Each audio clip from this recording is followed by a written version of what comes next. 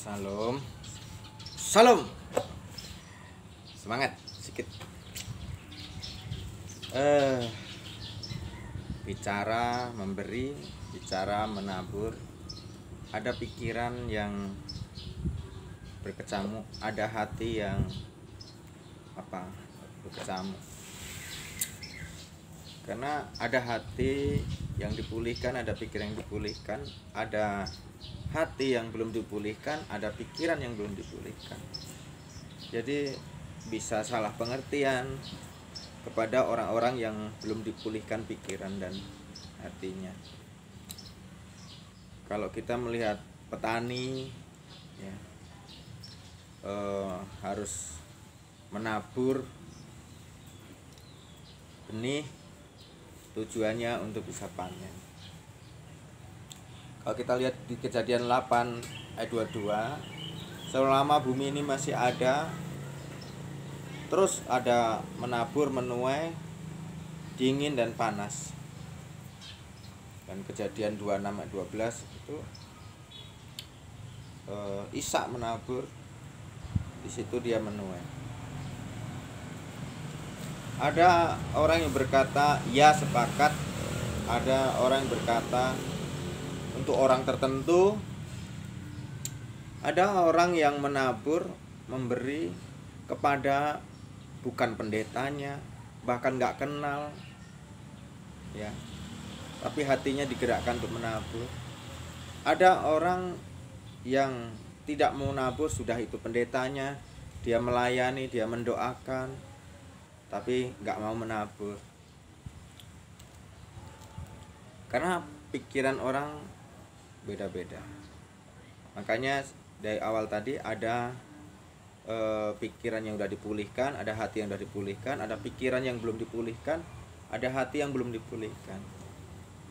Jadi tentunya berpengaruh tentang soal firman Tuhan yang memberi atau menabur.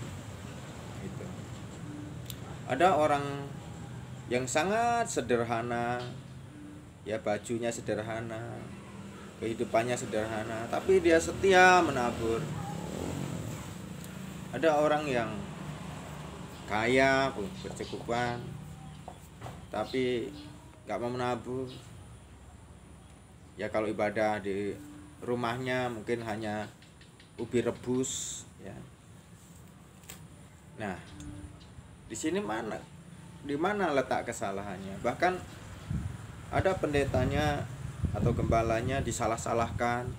Kalau khotbah menabur, khotbah perpuluhan, khotbah memberi, terus disalahkan pendetanya, diserang. Dan kalau diselidikin, orang yang menyalahkan adalah orang-orang yang tidak pernah memberi, tidak pernah menabur ya. Nah, orang yang suka memberi, suka menabur kemana aja, bahkan bukan pendetanya, bukan gembalanya, bukan satu suku, bukan seagama, bukan satu kampung, dia mau menabur ya. Menabur ke Aceh, ke Papua ya, ke Nias. Nah, di mana letak kesalahannya? Kembali lagi soal pikiran yang dipulihkan Tuhan dengan hati yang dipulihkan Tuhan ya. Dengan pikiran yang belum dipulihkan, dengan hati yang belum dipulihkan, berbeda cara menangkap khotbah hamba Tuhan atau pendeta ya. Kalau belum dipulihkan, dia khotbah, oh ini firman Tuhan ini untuk si anu ya. Mengkritik ya. Nah, ini letak kesalahannya.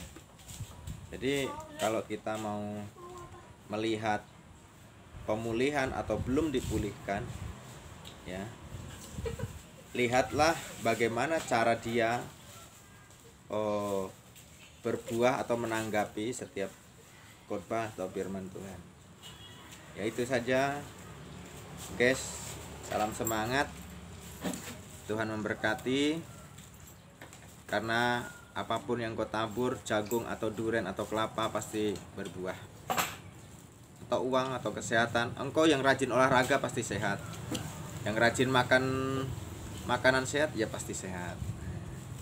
Yang suka tidur ya dia akan menuai tidur-tidurnya. Tuhan berkati.